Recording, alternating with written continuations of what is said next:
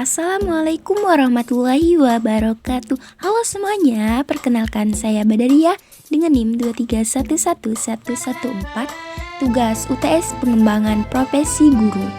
Di sini saya mengambil tentang hukum halal dan haram.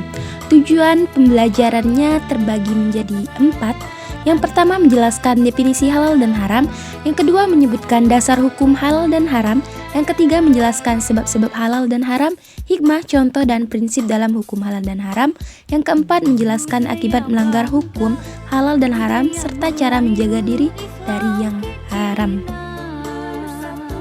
Selanjutnya menjelaskan pengertian halal dan haram.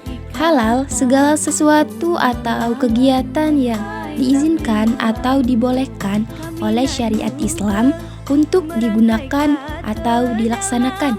Haram yaitu segala sesuatu atau kegiatan yang tidak diizinkan, tidak boleh atau dilarang digunakan dan dilaksanakan.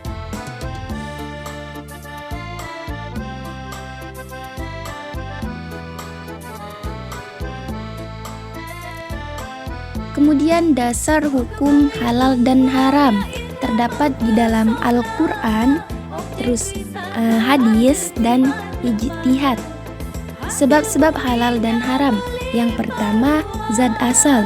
Allah Subhanahu wa Ta'ala telah menetapkan sesuatu yang haram karena zat asalnya, seperti bangkai, darah, dan babi. Yang kedua, sifat asal. Semua yang dilakukan bersifat buruk, jahat, atau syirik, walaupun dengan niat, cara, dan hasil sebagus apapun tetap haram.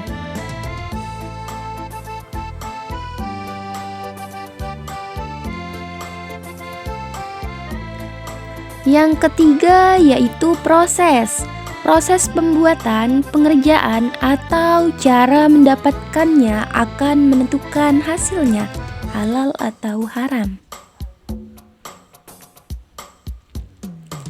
Selanjutnya penerapan hukum halal dan haram. Yang pertama penerapan dalam sikap, mengakui dan meyakini hukum halal dan haram ditetapkan oleh Allah Subhanahu wa Ta'ala untuk kemaslahatan. Yang kedua penerapan dalam perilaku, semua perbuatan buruk yang dilakukan hukumnya haram. Yang ketiga penerapan dalam konsumsi, menggunakan barang yang halal dan meninggalkan barang yang haram, hukumnya wajib.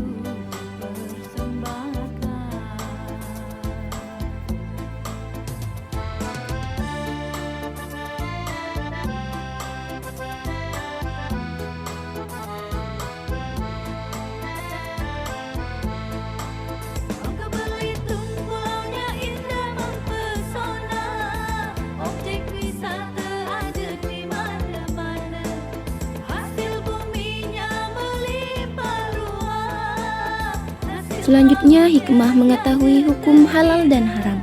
Yang pertama, menumbuhkan ketaatan kepada Allah Subhanahu wa Ta'ala. Yang kedua, menjaga diri dari perbuatan dosa dan maksiat. Yang ketiga, menumbuhkan sikap hati-hati dalam bertindak dan mengonsumsi sesuatu. Yang keempat, menjaga kehormatan dan kesucian jiwa serta harta.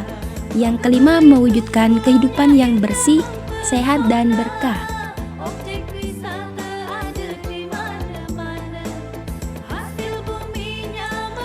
Terus contoh halal dan haram dalam kehidupan sehari-hari. Yang pertama, makanan dan minuman yang halal. Memakan daging ayam, sapi, kambing, atau ikan yang disembelih sesuai syariat Islam. Terus meminum air putih, susu, atau minuman yang tidak memabukkan dan tidak najis. Selanjutnya, mengonsumsi makanan yang bersih, sehat, dan tidak merugikan tubuh. Yang kedua, pekerjaan halal. Bekerja sebagai guru, petani, pedagang, dokter, atau pekerjaan lain yang tidak melanggar hukum Islam.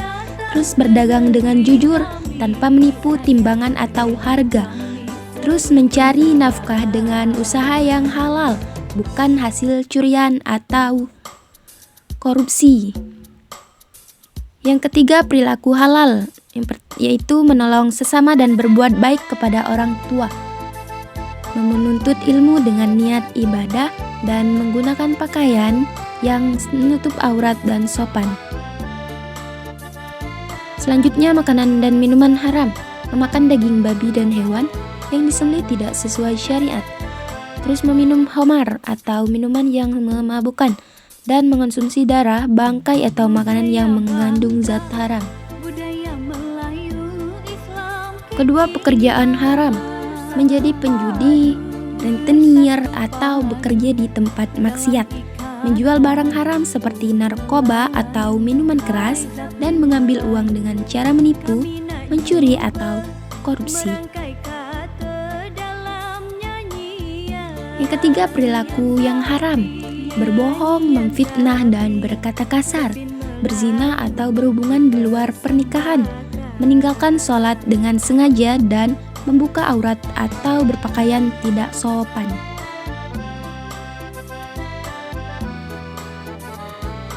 Selanjutnya, prinsip umum dalam hukum halal dan haram. Yang pertama, pada dasarnya segala sesuatu itu halal, kecuali ada dalil yang mengharamkan. Yang kedua, yang haram karena zatnya tidak bisa berubah menjadi halal walau diolah dengan cara apapun. Yang ketiga, yang haram karena sebab tertentu bisa menjadi halal jika sebab itu hilang.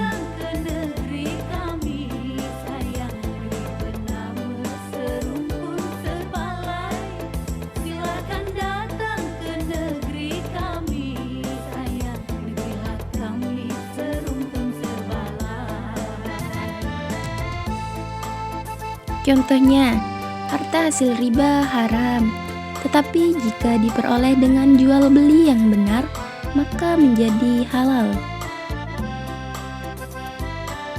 Selanjutnya, akibat melanggar hukum halal dan haram. Melanggar ketentuan halal dan haram akan membawa dampak buruk bagi kehidupan manusia, baik dunia maupun di akhirat. Akibat tersebut antara lain: pertama, rusaknya akidah dan iman orang yang sengaja melanggar ketentuan Allah, berarti tidak menunduk pada hukumnya dan berpotensi melemahkan iman. Kedua, hilangnya keberkahan hidup. Segala rezeki yang diperoleh dari hal yang haram tidak akan membawa ketenangan dan keberkahan dalam hidup.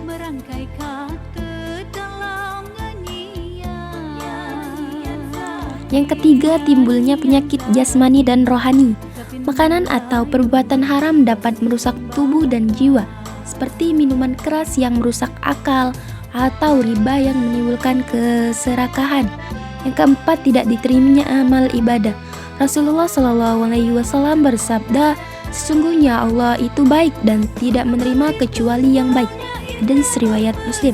Artinya, amal ibadah seseorang yang dilakukan dengan harta atau hasil yang haram tidak akan diterima oleh Allah Subhanahu wa Ta'ala.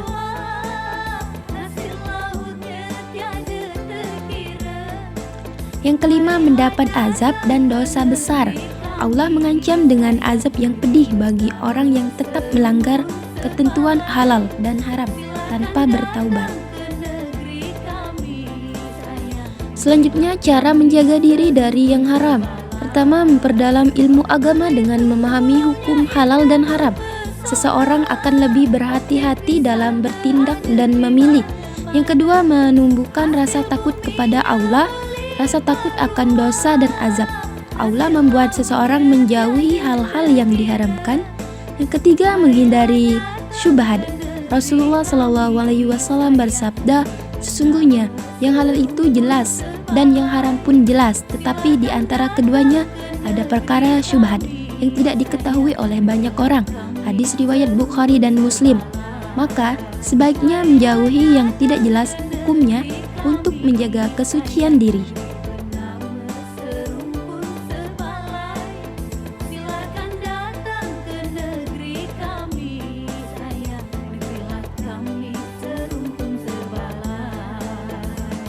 Yang keempat, mencari rezeki dengan cara yang halal. Allah menjanjikan keberkahan dan ketenangan bagi orang yang mencari rezeki dengan jujur dan halal. 5. Berdoa dan memohon petunjuk Allah agar selalu dituntun untuk berada di jalan yang benar serta dijauhkan dari perkara yang haram. Mungkin sekian dari penjelasan saya akhiri. Billahi taufiq wal hidayah. Wassalamualaikum warahmatullahi wabarakatuh. Terima kasih semuanya.